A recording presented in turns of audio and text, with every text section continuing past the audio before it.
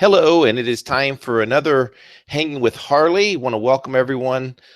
Today is what day? Friday. Wow, this week has quickly gone by. Excited to have a man who needs no introduction at all, Harley Schlanger, with us today. Just a really quick couple of reminders, please. If you have not done so, please visit our new Rogue Money website 4.0. Very exciting to have that release. There's some great articles there currently posted. Please also make sure you follow our social feeds, Steam It, Facebook, Twitter.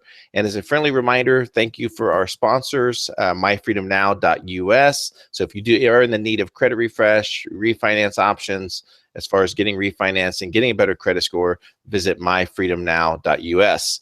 Without further to do or say, Harley, welcome to the show. Good morning, CJ. Good to be with you. Good to be with you as well, sir. So lots of things going on recently, and I know that there's some things on your radar that you want to discuss. So why don't we go ahead and kick that off?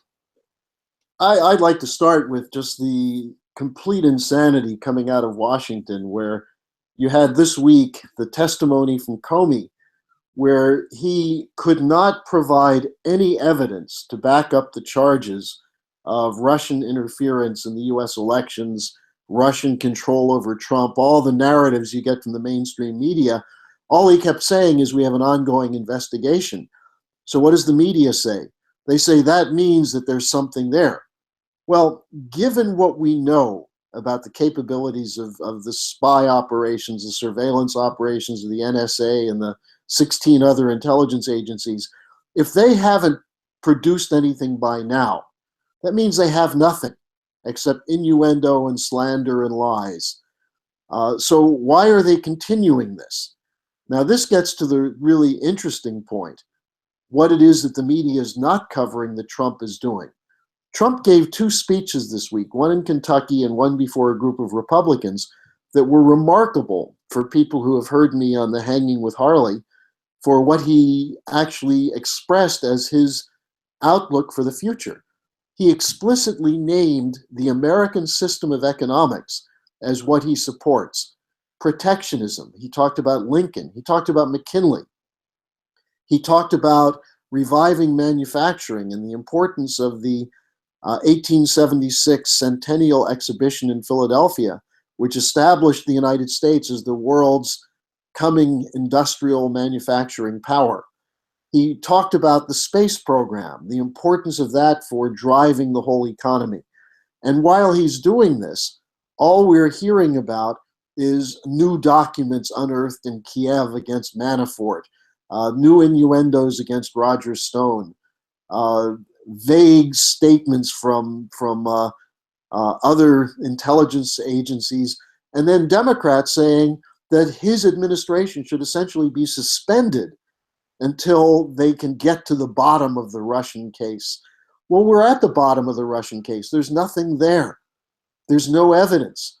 The same people who were attacking Trump for so-called ties with Russia in the form of meetings between his operatives and Russians, well, the Clintons had the same meetings. The Russian ambassador met with numerous people in the Clinton campaign. So we're seeing hypocrisy extended into a regime change operation. But I started with what Trump is talking about because this is what people don't understand. He is moving on different fronts to break with 45 years of policy changes, 50 years, going back to the Kennedy assassination. He's going back to policies in which the United States is not a subordinate force in an Anglo-American financial empire, where sovereignty is brought into question, it brought into position of acceptance again. He's talking to the Chinese, he's talking to the Russians, he's talking to some people in Europe. And so we're seeing a potentially dramatic change in world history. And all we're getting from the media is nonstop nonsense about Russia, and then foolishness around this ridiculous healthcare bill, which is not going to solve the problems. So I think it's important for people to realize that this administration is being attacked for good reason, which is they are threatening the existing political and intelligence establishment. And that establishment is fighting back with everything they've got. Harley, you nailed it. I mean, when you think of the things that are coming out right now, not only the mainstream media, but also the Democratic Party, you have people like Maxine Waters who are out there openly calling for the impeachment of Donald Trump. How reckless is that, Harley? Oh, it's completely crazy. I mean, look, Maxine Waters is a House member. If she wants to impeach Trump, she can issue a bill of impeachment. See how far it gets. They're doing everything they can to change the subject because they don't like the other subject. Look, in the last weeks, there's now coordination going on between Russian and US military against terrorism. This is something that Putin had offered for years to Obama, that Obama not only rejected, but turned against Russia. We're seeing an upcoming summit being scheduled with the Chinese. Xi Jinping supposedly coming to the United States on April 6th. This is crucial because if China and the US get on the same page on international trade, infrastructure, finance, and so on, that's a huge blow to the London Wall Street apparatus. We're hearing constant discussion in Washington of going back to Glass-Steagall bank separation regulation, which is absolutely essential for this country to avoid another crash. So there are things that are underway that are totally crucial. Then you have another thing which just came up today. You had the London terror attacks 2 days ago, and then overnight in Chechnya, the Chechnyan Islamic extremists attacked a Russian base there and killed 6 soldiers, and the terrorists were all killed. But this is an escalation against Russia at the same time that the Ukrainians and the Poroshenko caretaker regime that was installed by the International Monetary Fund and the neocons in the US is trying to provoke a war in eastern Ukraine.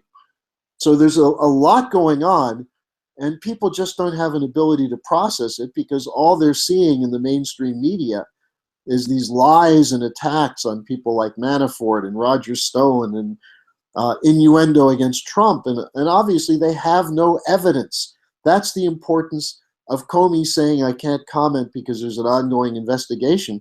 That doesn't prove anything. An investigation doesn't prove anything in the US. You're still supposedly innocent until there's evidence to prove your guilt. Well, they don't have any of that evidence, but they're continuing this as a destabilization operation against the current administration.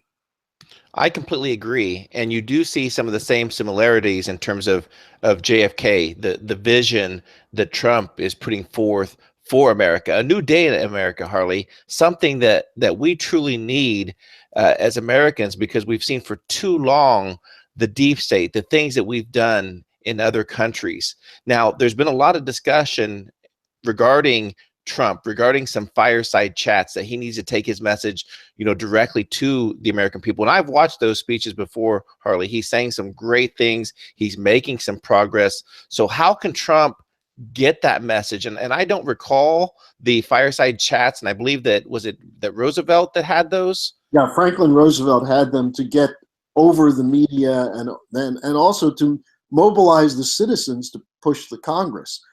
You mentioned these talks. There was one in Kentucky where Trump talked explicitly about, by name, the American system. He talked about Lincoln, about Henry Clay, about protectionism to allow the development of American infrastructure and manufacturing. Then he brought up McKinley. Now, when was the last time an American political leader talked about the McKinley tariffs, which were explicitly aimed at British subversion against the United States? And that's why McKinley was assassinated. So Trump is taking up some themes that are extremely important. Now, most Americans don't know about this because our economists and our historians lie about what the American system is. But this is what Lyndon LaRouche has dedicated the last 40 years of his life to, educating Americans on the American economic system, why you need to protect certain areas of industry and agriculture, why these free trade agreements go against the interests of the United States, the importance of a credit system which allows credit to go to producers as opposed to speculators and swindlers.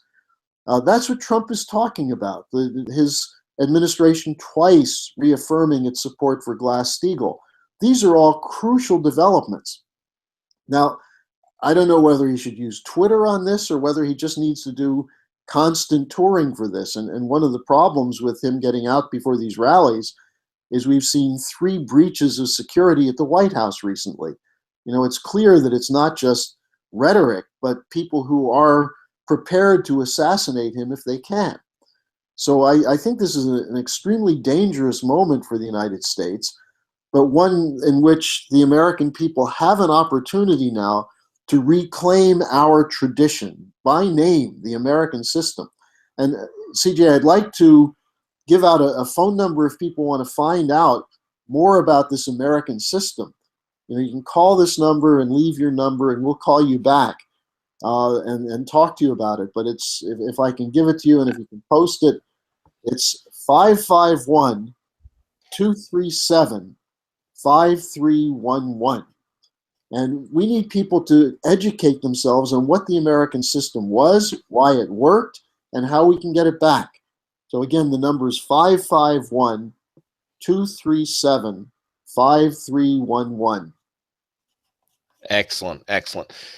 And Harley, I had the opportunity last weekend to visit Dallas and to visit, the site of where, the deep state decided to take the life of JFK. Yeah. And I'm not a historian, but as I'm going through this and I'm listening to these presentations and walking back through time of how JFK, when he first came into office, that he went ahead with the CIA's efforts in Cuba, right? The Bay of Pigs, I believe, is what he supported whenever he first took office. But then you look at the discussions, if you look at some of the things that JFK attempted to do, having discussions with the Russians, scaling back the nuclear arsenal, and how much the deep state hated the fact that we were going to have a peaceful administration that wanted peace and prosperity. We're seeing some of those same similarities today. Am I correct? Well, don't forget, the other thing that Kennedy did was begin to move against the Federal Reserve System with an executive order in June 1963, Executive Order 11110, which established direct Treasury money as credit to allow the steel industry and others to invest in modernization when the Fed was keeping interest rates high and not making credit available. That was really one of the most serious crimes that Kennedy committed from the standpoint of that financial establishment.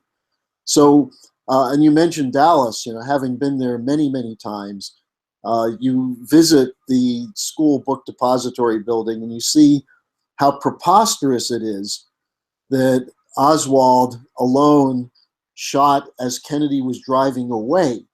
If in fact Oswald was a lone assassin, the best time to shoot Kennedy was when he was coming toward the building.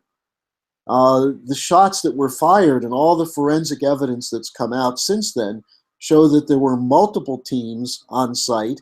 We know that E. Howard Hunt, who was one of the key CIA operatives with the Cubans, was in Dallas that day. George H.W. Bush was in Dallas the day before. So and he was the director of the CIA at the time, correct? No, the director of the CIA earlier was a man named Allen Dulles. And Dulles was fired by Kennedy after the Bay of Pigs, but Dulles maintained extremely sharp control over the agency through his deputy, Cabell, whose brother was the mayor of Dallas and changed the parade route. So, and then Dulles was appointed as the director of the Warren Commission, which did the cover-up, saying there was a lone assassin. So this deep state that we see now exposed as an Anglo-American operation outside of the control of the government, killed a president in 1963, covered it up, was involved in the assassination attempt against Ronald Reagan in 1981, has been involved in coups and regime change and the wars that have continued nonstop since 9/11.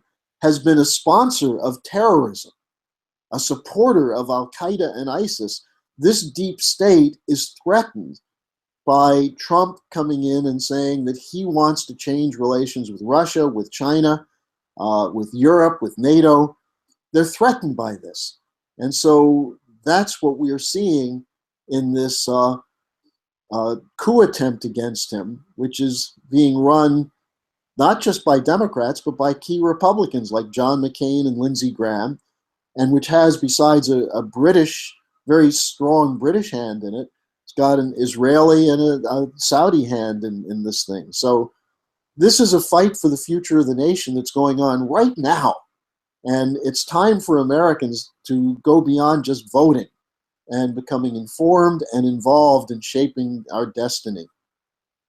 Very well said. And it comes a time when we're looking at right now where the administration, they're trying to accomplish so much. They're trying to, build relations with Russia, with China, understanding that for so many years that America, all we did was spread, wars. We spread the spying, the weapons.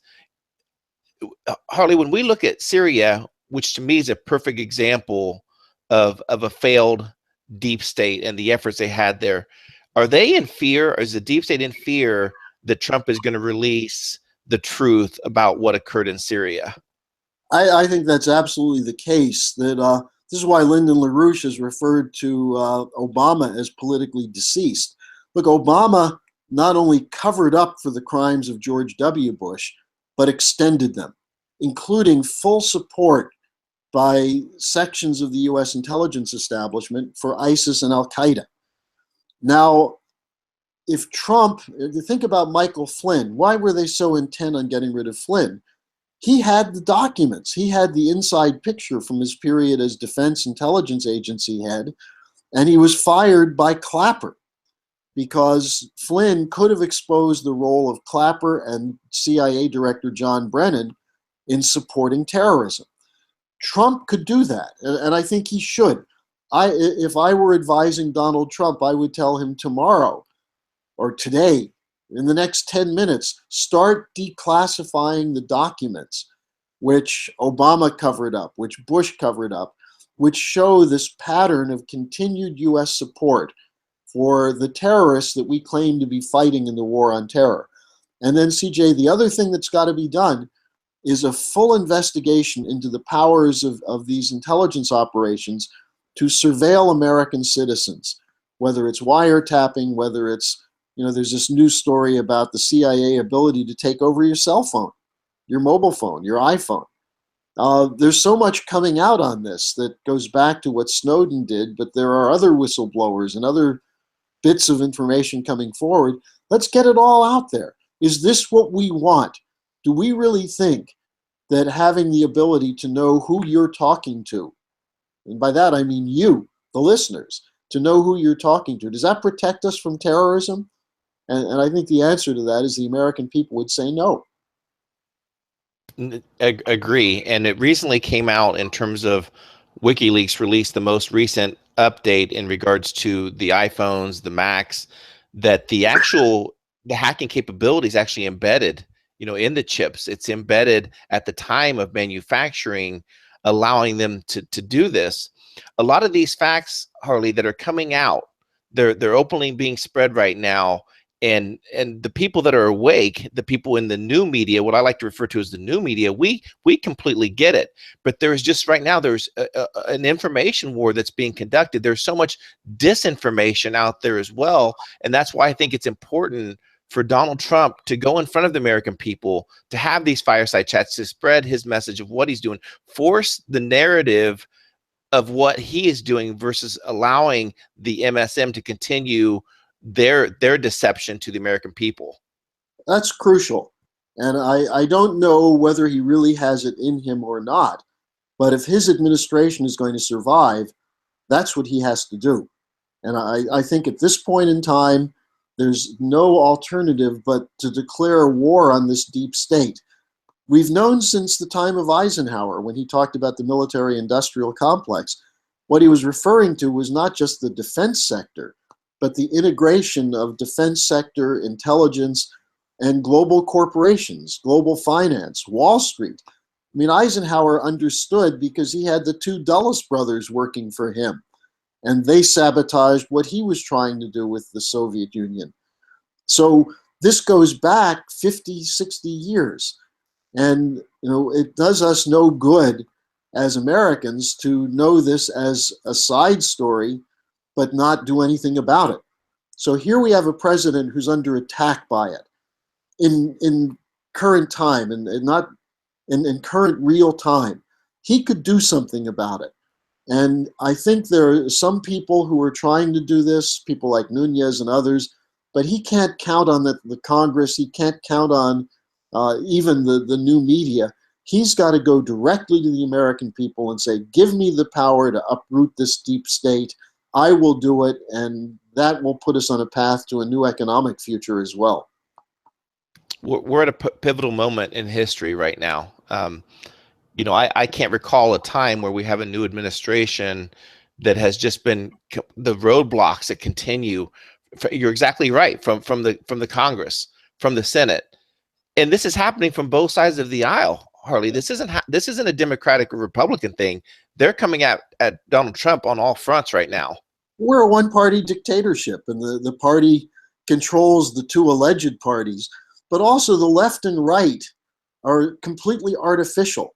There's a broad section of the population which rebelled against both the Democratic and Republican establishment in the Bernie Sanders campaign on the Democratic side, and Bernie was a greatly flawed figure for that, but it showed the potential there. And many of the issues that Trump campaigned on were similar to what the so-called Sanders rebellion was focusing on. Those can be pulled together. You can have a left center, right center coalition that would be drawn to support this idea of the American system.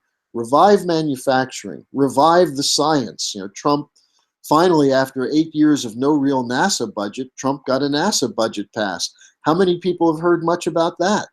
Not much.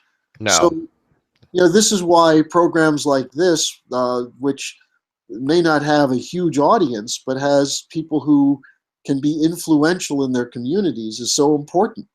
And you have a global reach. I've been getting emails from all over the world, from Norway, from Northern Ireland, from South Africa, people who are saying, is there really hope now? And the hope doesn't rest with Trump, it rests with us. This is what the founding fathers understood, what Franklin meant when he answered this question, what kind of government did you give us? And he said, a republic, if you can keep it. So to keep it, we have our work cut out for us. And that's been the message of Lyndon LaRouche for years. The American system works when the American people are part of the decision-making process. Yes, that is so true. And I'm getting very concerned, Harley, in terms of, you look at Paul Ryan, was this health bill that was submitted, was it done on purpose to know that this was going to divide the party instantly? Is this going to be looked at as a failure of his policy, of the new administration? And where does he go forward with that? I mean, I don't want this healthcare bill to become such a distraction of so much of the good work that is to be done, Harley. Well, it is a distraction. And whether Ryan did it deliberately or whether he did it on orders doesn't really matter. It is a distraction. The Obamacare should be repealed, but the obvious alternative is a single-payer system. Extend Medicare for all. Take the health insurance industry out of the picture. But the health insurance industry is totally integrated with the swindlers of the investment banks and the Wall Street too-big-to-fail banks. Janet Yellen and the Federal Reserve are getting everyone focused on, should interest rates go up? How much should they go up? And they're missing the point that the big banks have grown by between 40 and 50% since 2008. And the banks in the community and regional sector that fund most of the industry that's left in this country are being starved for credit. So these are things that are immediate issues that Trump has addressed. He has a position on all these things. But instead of discussing them and debating them, we're stuck in this fight on health care And we're also, remember, a lot of people criticize Obama because the first issue he took up was health care. This is a trap. And Exactly. Yep. instead, Trump needs to go meet with Putin. He needs to meet with Xi Jinping. He's going to go over and meet with the NATO heads of state, and hopefully he's going to say to them, we got to cut out these regional wars. They're not doing anybody any good. So if he can get that message across and then get it back to the American people, then there's a chance that the deep state can be defeated. But as you know, the deep state is not going to give up. You're talking about trillions of dollars tied up in worthless financial assets, tied up in contracts for democratizing Iraq and things of that sort. Billions of dollars that have gone missing and ended up in the pockets of these new billionaires who are part of the Northern Virginia security establishment. That's what's threatened by what Snowden did, by the fight right now over the investigation into the so-called Russian meddling. What about the NSA meddling in the election? How about that? I mean, are we saying that it would be wrong for the Russians to hack emails, even if the Russians didn't do it? But it's okay for the NSA to surveil one of the presidential candidates? I mean, I think this is where you see the hypocrisy in the media. Right. Very good point. And how about the number of states that reported attempted hacks on their systems through that by the NSA? There was numerous states that reported that. Yeah, the WikiLeaks document showing that the NSA can create a false flag by getting the coding from foreign systems and use that to do their own hacking. One last thing, Harley, I wanted to ask you about, because I want to make sure for our listeners that they understand this, and it's something that at Rogue Money we've talked about it, is Glass-Steagall. And Glass-Steagall was the banking law that really separated the commercial side, the investment side of banking. It's really what led to the demise of removing Glass-Steagall, is what led to the demise of eliminating smaller banks. You know, now you look and there's maybe 3 to 4 major banks, and that's there. Is there something I'm missing, or something we should be, sharing more about Glass-Steagall and how it can truly bring the banks back in line of its original intention when this legislation was passed, Harley? It's simple. We have to restore Glass-Steagall. Trump said he supports it. It was in the Democratic Party platform. There's a bill before the Congress with close to 40 co-sponsors. The key to Glass-Steagall is it says that the purpose of banking is not to make a handful of swindlers rich. The purpose of banking is to make sure there's credit to build a physical economy that can produce wealth for the common good. Now, this is not through a socialism process. It's through a private sector, private initiative. But if you don't have credit that can get to entrepreneurs with new ideas, except for the select few that get Silicon Valley money, then you don't have a system that can function. We've lost 5 million manufacturing jobs since 2000 in the United States. How do you restore them? You've got to have a credit system that allows money to go into longer term investments. For example, rebuilding the steel industry, the machine tool sector. Those won't return 20% profits overnight. But the 20% profits that you might get from a hedge fund come at the expense of future production. And now that we're 30 years into this process of securitization, we see the effect of it. And a huge gap between the rich and the rest of us, and a collapse of those areas of the economy which can be a stepping stone for people to the middle class and financial security. So Glass-Steagall, which prevented a systemic banking crisis from occurring from 1933 till after its repeal in 1999, is an essential legislative initiative. It's part of LaRouche's 4 basic laws that are needed, and it's something that we could get. I would urge everyone listening to this on Rogue Money, go to larouchepac.com, and if you don't know about it, look up Glass-Steagall. We've got plenty of material there. We've got to repeal Dodd-Frank. Eventually, we've got to move to get rid of the Federal Reserve and set up a national banking system in which the people determine the credit policy, not the Wall Street bankers. Excellent, excellent. And for our listeners, why that's so important is because there are solutions. Rogue Money is not that the fear mongering news publication. We want to come up with some real solutions that you can do. So please, by all means, go to larouchepac.com. Learn the great things that they're doing to help us break free from these chains that we've struggled with for the last several years. Harley, closing thoughts. What steps, what other things can we do?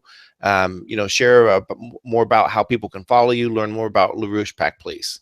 Yeah, you can contact me at harleysch@gmail.com, or you can call our office to get in touch with our people at 551-237-5311.